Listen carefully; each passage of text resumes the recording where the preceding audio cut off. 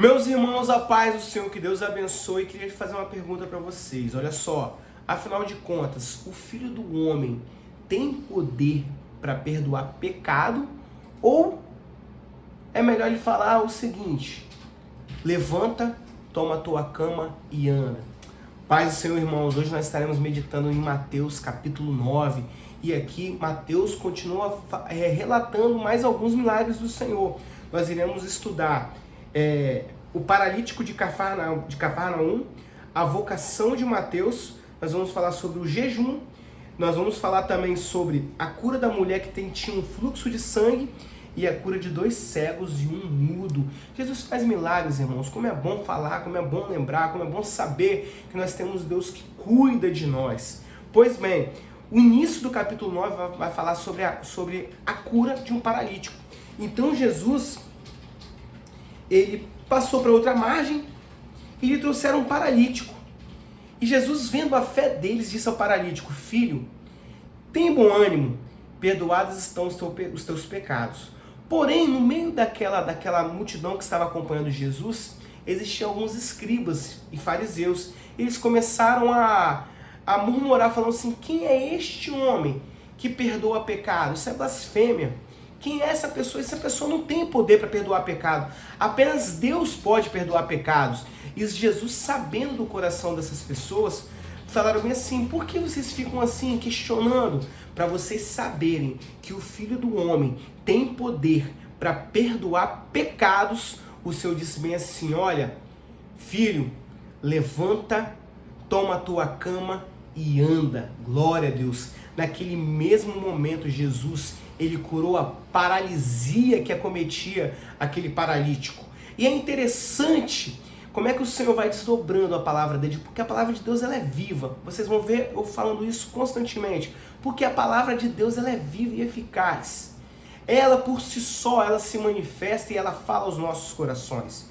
Você não precisa de nenhum profeta para ouvir a voz do Senhor. E nesse momento eu escuto. Por quê? Porque não era só aquele paralítico que estava paralisado naquele momento. Claro, nós estamos mencionando aqui de uma cura de uma doença física, mas existiam sim pessoas que estavam paralíticas espirituais. E era necessário que Jesus se manifestasse daquela maneira, dizendo e afirmando a sua autoridade, que ele tem poder para perdoar pecados. Ei, Jesus pode te perdoar. Jesus perdoa os teus pecados. Basta apenas você confessar Jesus como seu suficiente e único Salvador, e perdoados estão os teus pecados.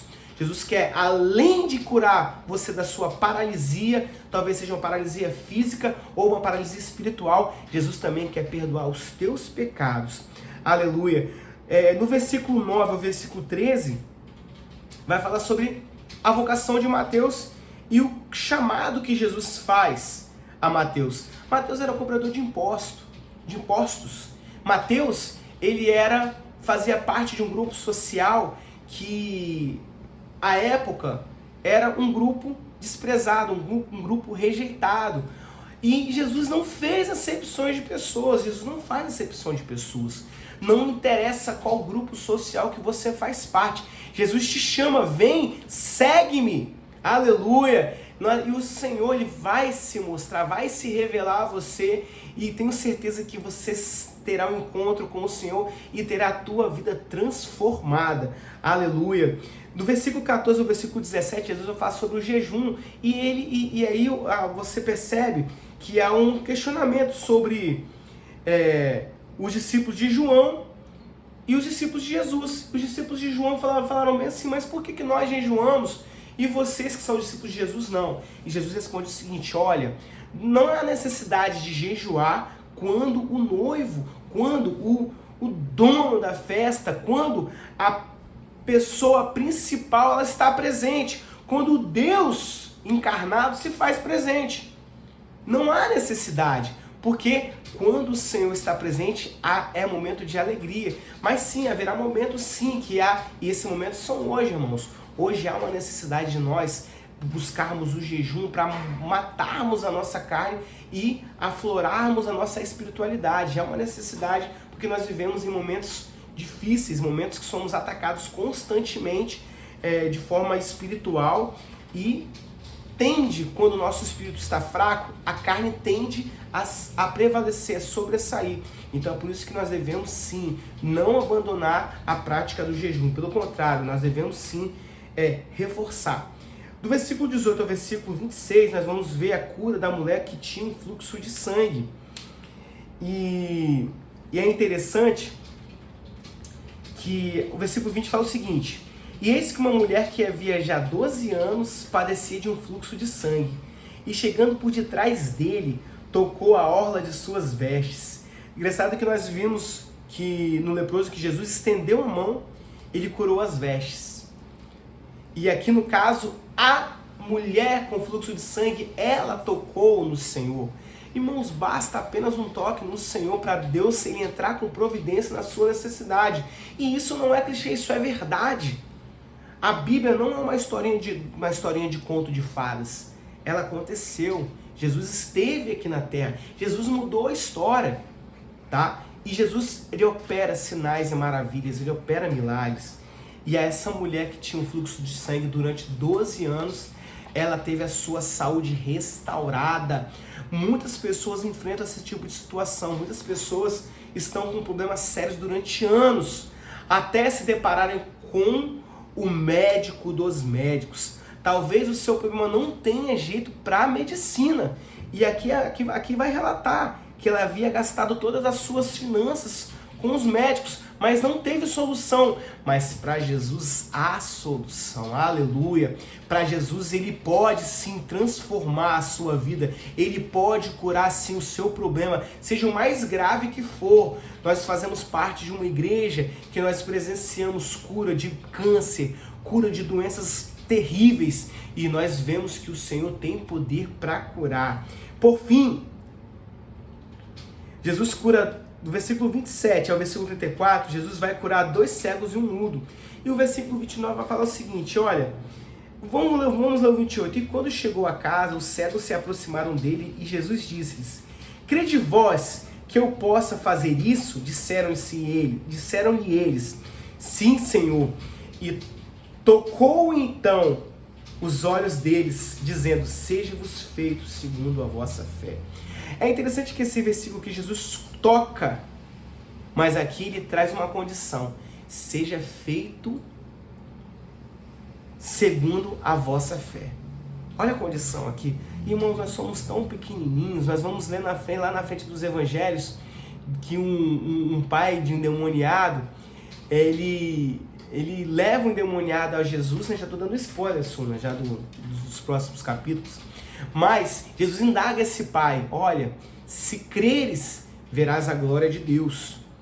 E aí o pai fala bem assim: Senhor, eu creio, ajuda-me na minha incredulidade. Irmãos, é bem da verdade que nós vivemos em um momento, em um período da humanidade, que nós temos acesso a muitas coisas. Nós temos acesso a remédio, nós temos acesso a dinheiro.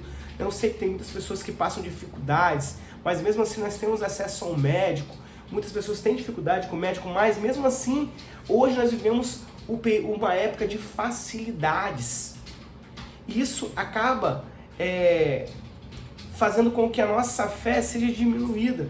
Mas nesse caso aqui que eu mencionei do pai do endemoniado, ele falou assim: Senhor, ajuda-me na minha incredulidade. É bom que às vezes venhamos ao Senhor com humildade e reconhecemos que nós precisamos que o Senhor nos ajude na nossa incredulidade. Bom, e o capítulo vai falar do versículo 35 ao 38 sobre a seara e os ceifeiros. Mas encerrando essa última parte, Jesus, ele curou esses cegos conforme a fé deles. Que venhamos a ter fé e acreditar que o Senhor pode sim abrir a porta do emprego, abrir a porta do trabalho, abrir a porta da saúde, abrir a porta da restituição do casamento, do renovo da sua vida espiritual. Tenhamos fé, irmãos. Interessante que eu estava meditando esses dias. E a fé, ela vem pelo ouvir. E você está ouvindo a palavra de Deus nesse momento. E o ouvir da palavra, ouça mais a palavra, leia mais a palavra, porque isso vai aumentar a sua fé. Quer ajuda na sua incredulidade? Ouça a palavra, leia a palavra, porque a palavra vai te trazer fé. Eu acho que o devocional, posso encerrar por aqui. O devocional de hoje vai falar sobre isso. Claro que o versículo 35, 38 vai falar que o Senhor, ele exorta nós a orarmos para que Deus mande ceifeiros à seara, tá? E é isso que vai, no capítulo 9 se encerra aqui. Mas, irmãos, que possamos buscar na palavra fé e pedir ao Senhor para Ele nos ajudar em nossa incredulidade. Nós somos nós somos homens às vezes tão céticos, tão incrédulos, mas o Senhor quer nos ajudar em nossa incredulidade. Que Deus te abençoe. Lembrando, deixa um comentário aqui, espero que Deus tenha falado ao coração dos irmãos. Deixa um comentário, deixa uma curtida, me envia para alguém, para que o Senhor possa falar também a essa pessoa, tá bom? Que Deus te abençoe.